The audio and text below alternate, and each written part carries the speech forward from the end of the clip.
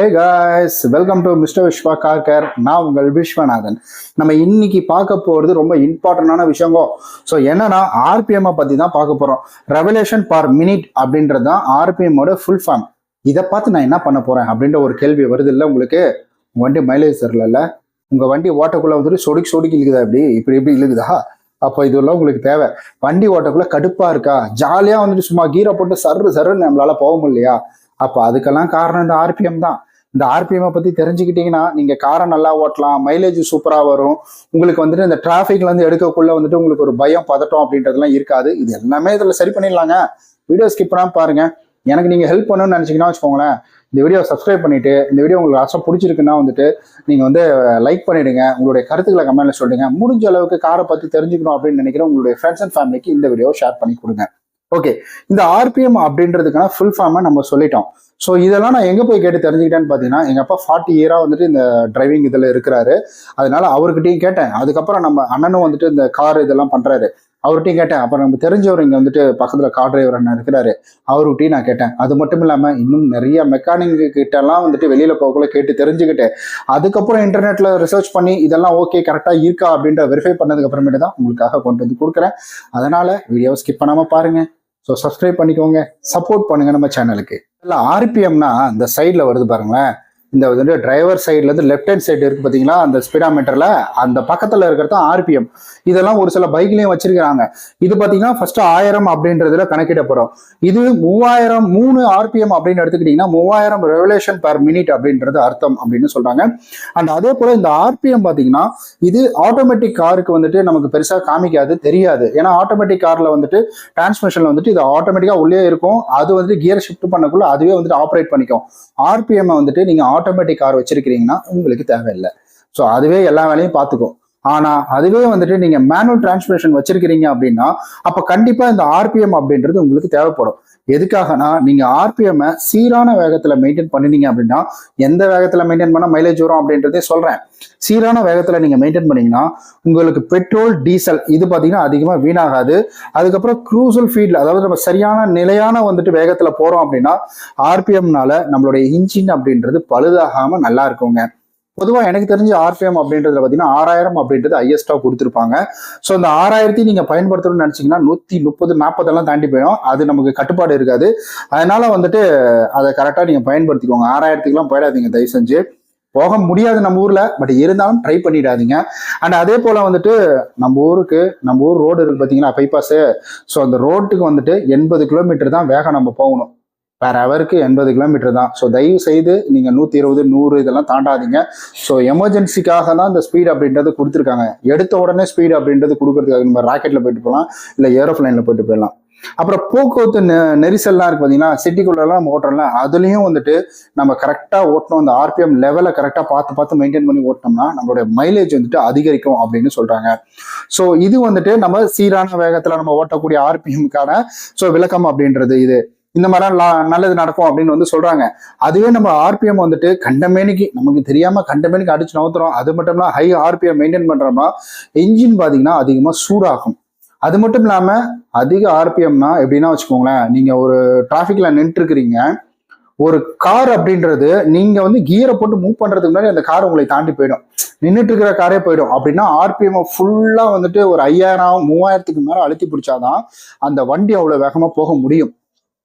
அப்படியே ஒரு மாதிரி போகும். அதெல்லாம் பார்த்துருக்கேன் நான், கடுப்பா இருக்கும். அதெல்லாம் ஏன்டா இன்ஜினுக்கு வாய் இருந்தா அவங்களை எல்லாம் காது மேலே அடிக்கண்டா அப்படின்ற மாதிரி. ஓகே, அது மட்டும் இல்லாம எரிபொருள் அதிகமாக வீணாகும். என்ஜின் அதுக்கப்புறம் கிளட்ச் பிளேட் பார்த்தீங்கன்னா, ஸோ இது வந்துட்டு அதிக அழுத்தத்துக்கு உட்படலாம். இதனால சீக்கிரமா வந்துட்டு இன்ஜின்லயும் ப்ராப்ளம் வந்துடும். உங்களுக்கு கிளட்ச் பிளேட்டும் வந்துட்டு சோலி முடிஞ்சிடும். அப்புறம் கிளட்ச் பிளேட் மாத்துறதுக்கு பல ஆயிரங்கள் இது செலவு பண்ணிட்டு இருக்கணும். அதையும் பார்த்துக்கோங்க. சரி, ஓகே. ஒரு ஆவரேஜான ஆர்பிஎம் அப்படின்றது வண்டி ஸ்டார்ட் பண்ண உடனே ஐடியல்ல எப்படி இருக்கணும் அப்படின்னு கேட்டீங்கன்னா 600லேருந்து 1000 தான் இருக்கும். அதாவது இப்படியே நின்றுட்டே இருக்கும். அதாவது 1000 கீழே அப்படியே நின்றுருக்கும். ரேஸ் கொடுத்தீங்கன்னா ரோடு மேலே ஏறும். அப்படியே தான் நின்றுருக்கும். நீங்க வேணா ட்ரை பண்ணி பாருங்க. இதை விட உங்களுக்கு அதிகமா இருக்கு ஆர்பிஎம் லெவல் வந்துட்டு உங்களுக்கு வண்டி ஸ்டார்ட் பண்ண உடனே உங்களுக்குலாம் 1500 தாண்டுது அப்படின்னா தயவு செஞ்சு வந்துட்டு மெக்கானிக் கிட்ட கொண்டு போய் கொடுங்க. ஸோ அதுல வந்துட்டு ஏதாவது இந்த ஒயரிங் லைன்ல ப்ராப்ளம் இருக்கலாம், அவங்க சரி பண்ணி கொடுப்பாங்க. பெஸ்ட் ஃபியூல் எக்கனாமி ஆர்பிஎம் அப்படின்னு நீங்க எடுத்துக்கிட்டீங்கன்னா 1500 இருந்து 2500 தான் நீங்க ஓட்டணும். இந்த அளவுக்கு நீங்க ஆர்பிஎம் மெயின்டைன் பண்ணாதான் உங்களுடைய ஃபியூல் கன்சப்ஷன் அப்படின்றது நல்லாவே இருக்கும். நீங்க வந்துட்டு என்ன அந்த வண்டியில கொடுத்துருக்குறாங்களோ, அதாவது வந்துட்டு 25 கிலோமீட்டர்னா அசால்ட்டா 25 அப்படின்றத சொல்லலாம். ஸோ எனக்கெல்லாம் வந்துட்டு 22 தான் கொடுத்துருக்காங்க. ஆனா 25 கிலோமீட்டர் மைலேஜ் அப்படின்றது எனக்கு வருதுன்னா பாத்துக்கோங்களேன். ஸோ இது ஸ்போர்ட்ஸி, அதாவது வேகமா ஓட்டுறது அப்படின்றதுல 3000 5000 இந்த இடைக்காலத்துல நீங்க வேகமா ஓட்டுறது, இதனால வரக்கூடிய பஞ்சாயத்து பிரச்சனைகளை நான் சொல்லிட்டேன். நீங்க 3000க்கு மேல 5000க்கு மேல 5000க்குள்ளலாம் ஓட்டினீங்கன்னா வச்சுக்கோங்களேன், 3ல இருந்து 5 கிலோ ஓட்டினீங்கன்னா உங்களுடைய வண்டி ஸ்பீட் எவ்வளவு தூரமா இருக்கும்? எனக்கு தெரிஞ்சு ஒரு 103க்கு மேல போனாலே 180 90 இதெல்லாம் போயிடும். ஸோ உங்களுக்கு வந்துட்டு மேக்சிமம் உங்களுக்கு எவ்வளவு இருக்குன்னா 120 இருக்கும். அதாவது 120 கிலோமீட்டர் வேகத்துல போவீங்க ஒரு நேரத்துக்கு. ராக்கெட்ட மாதிரி போகும் வண்டி. பிரேக் வச்சா கூட நீங்க வளவளன்னு போயிட்டு இருப்பாப்புல. ஏதோ வந்துட்டு தண்ணியில டைல்ஸ்ல வந்துட்டு வழுக்கிட்டு போகும்ல, அந்த மாதிரி ஆயிடும். ஸோ இது சரியான நேரத்துல இந்த ஆர்பிஎம் எதுக்காக உதவுது அப்படின்னு கேட்டீங்கன்னா, சரியான நேரத்துல சரியான முறைப்படி அந்த கியர் சேஞ்ச் பண்றதுக்கு உதவும். அது மட்டும் இல்லாம எரிபொருளை சேமிக்கிறதுக்காகவும் இது உதவும். என்ஜினை பாதுகாக்கிறதுக்காகவும் உதவும். ஓட்டுநருக்கு சிறந்த கட்டுப்பாடு அப்படின்றது இருக்கும். பட் நமக்கு இந்த ஆட்டோமேட்டிக் இதெல்லாம் நமக்கு அது தெரியாது. பட் இதுல வந்துட்டு நமக்கு இவ்வளோ ஹெல்ப் அப்படின்றது பண்ணுதுங்க. ஸோ இதெல்லாம் எடுத்து நான் அங்கங்கே பார்த்து நோட்ஸ் எழுதி வச்சுப்பேன். நான் அதை தான் நான் அப்படியே வந்துட்டு உங்களுக்கு இது பண்ணிட்டு படிச்சு சொல்லிட்டு இருந்தேன் நான். சரி, ஓகே. இந்த ஆர்பிஎம் இப்போ வந்துட்டு ப்ராப்பராக நம்ம சொல்லிட்டோம். இப்போ நான் சிம்பிளா நமக்கு புரியுற மாதிரி சொல்றேன் பாருங்களேன். ஒரு ஆர்பிஎம் அப்படின்றது இப்படிதான் வேலை செய்யுது. அந்த ஆர்பிஎம் தான் நம்ம வண்டியினுடைய ஸ்பீடு, சிசி இதெல்லாம் வந்துட்டு அதுதான் முடிவு பண்ணுது. ஸோ ஆர்பிஎம் லெவலை நம்ம கரெக்டா மெயின்டைன் பண்ணணும் அப்படின்னா அப்ப கண்டிப்பா ஃபியூல் அப்படின்றது நமக்கு நிறைய சேமிப்பாகும். நீங்க ஆர்பிஎம் லெவலில் தான் உங்களுடைய பெட்ரோலே வந்துட்டு இங்க வந்துட்டு நல்ல சேமிப்பாகும். நீங்க பைக்ல கூட ஒரு சில இடங்கள்ல எல்லாம் வந்துட்டு ஆர்பிஎம் அதுலயே கொடுத்துருப்பாங்க.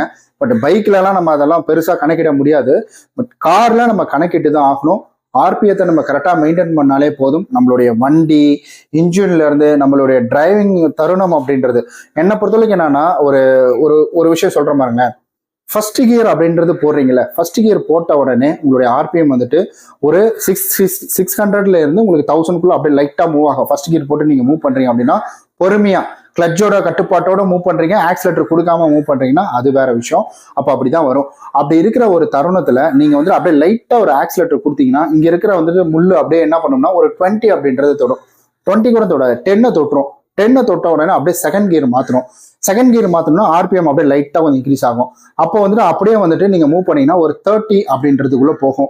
30ல போன உடனே தேர்ட் கியரை போட்டு 40-45 வந்துட்டு நீங்க 4th இந்த மாதிரி நீங்க மெயின்டைன் பண்ணீங்க அப்படின்னா ஸோ கம்பல்சரி உங்களுக்கான ஃபியூல் அப்படின்றது சூப்பரா மெயின்டைன் ஆகும்.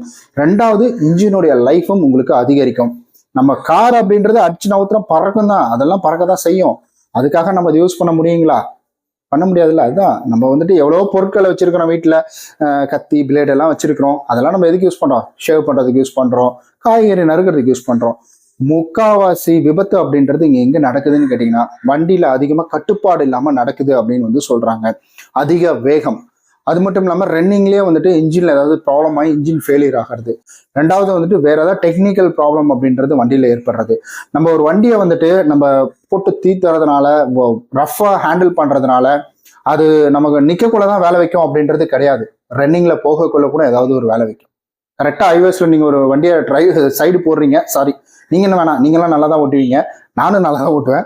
யாரோ ஒருத்தர் வேகமா ஓட்ட ஒரு சைடை போடுறாரு, சைடை போடக்குள்ள அங்க வந்து இன்ஜின்ல ஏதாவது ப்ராப்ளம் வந்துச்சு. ஏன்னா நீங்க அடிப்படி ஓட்டுறதுனால இன்ஜின்ல ப்ராப்ளம் வந்துருச்சு அப்படின்னா அப்ப அந்த இடத்துல வண்டி என்ன ஆகும்? டக்குன்னு வந்துட்டு அதே இடத்துல ஸ்டாப் ஆகும். பின்னாடி ஒரு வண்டி வரும், முன்னாடி வந்து எதிர்த்தாப்புல வேற ஏதாவது வண்டி நிக்கலாம், இல்ல ஆப்போசிட் சிங்கிள் ரோடா இருக்கிறதுனால ஆப்போசிட்ல கூட ஏதாவது ஒரு வண்டி வரலாம். ஸோ நம்மளுடைய கட்டுப்பாட்டுல வண்டி இருக்காது, கிளர்ச்சி நம்மளுடைய கட்டுப்பாட்டுல இருக்காது, பிரேக் நம்மளுடைய கட்டுப்பாட்டுல எதுவுமே இல்லாம விபத்து அப்படின்றது இந்த இடத்துல நடக்கும். முக்கால்வாசி வேகத்தினாலதான் விபத்து நடக்குது. வேகத்தை குறைங்க. 80 கிலோமீட்டர் நம்ம ஊருக்கு அவ்வளவுதான். முடிஞ்ச அளவுக்கு 60-70ல போனாலும் எவன் நம்மளை வந்து என்ன கேள்வி கேட்க போறான்? நம்ம காரு நம்ம போலாமே, நம்ம என்ன வந்துட்டு எக்ஸ்ட்ரா டியூட்டி போடுறதுக்கு பஸ் மாதிரி என்ன வந்துட்டு போறோமான்னு இந்த பாண்டிச்சேரி ரூட்லலாம் வரானுங்க. அப்பா சாமி, மனசாட்சி இல்லாதவனு பாண்டிச்சேரி ரூட்டெல்லாம் பஸ் அப்படியே கிட்ட அப்படி வந்து படுக்குதுங்க, அப்படியே சாஞ்சு அப்படியே போகுது. எனக்கு டே உயிரே இல்லை எனக்கு. டே மேலே விழுந்துடாதரா, நீ இடிச்சாலும் பரவாயில்ல மேலே விழுந்துடாதரா அப்படின்ற மாதிரிதான் இருந்துச்சு. அப்புறம் ஒரு பூனேவில சம்திங் எங்கேயும் நடந்து பார்த்தீங்கன்னா வால்வோ அந்த மாதிரி சங்கதி ஆயிடும். சரி, ஓகே. அந்த மாதிரி வந்துட்டு வேகத்தினாலதான் விபத்துகள் அதிகமா நடக்குது. அப்புறம் டெக்னிக்கல் ஃபால்ட்னாலே விபத்துகள் அப்படின்றது நடக்குது. நம்ம வேகத்தை அதிகப்படுத்துறதுனாலதான் இந்த டெக்னிக்கல் ஃபால்ட் அப்படின்றது ஏற்படுறது. அதை நம்ம நல்லா புரிஞ்சுக்கணும். ஸோ இதுதான் வண்டியை நீங்க வந்து மெயின்டைன் பண்ணக்கூடியது. ஸோ ஆர்பிஎம் கரெக்டா மெயின்டைன் பண்ணுங்க. உங்களுக்கு வந்துட்டு ஆர்பிஎம், நான் போய் வந்துட்டு ஆர்பிஎம் வந்து வண்டியை ஓட்டி காமிச்சு வீடியோ போடணும்னு நினைச்சீங்கன்னா அதை வந்துட்டு கீழே கமெண்ட்ல சொல்லுங்க. ஸோ கண்டிப்பா அதை நான் போய் ஓட்டி காமிச்சே உங்களுக்கு வீடியோ அப்படின்றத கொடுக்குறேன். ஸோ இந்த பதிவு உங்களுக்கு பயனுள்ளதாக இருந்திருக்கும் அப்படின்னு நம்புறேன். லைக் பண்ணிடுங்க, சப்ஸ்கிரைப் பண்ணிடுங்க, ஷேர் பண்ணிடுங்க. உங்களுக்கு ஏதாவது கருத்துக்கள் சொல்லணுமா கீழே கமெண்ட் பண்ணிடுங்க. ரெண்டாவது, நான் வேற ஏதாவது கண்டென்ட் இல்லை வேற ஏதாவது முக்கியமான விஷயத்தை பத்தி பேசணும் அப்படின்னாலும் அதையும் கீழே வந்துட்டு கமெண்ட் பண்ணிடுங்க. நம்ம நாளைக்கு இது போல வேற ஒரு சூப்பரான வீடியோவில் சந்திக்கலாம். பாய்.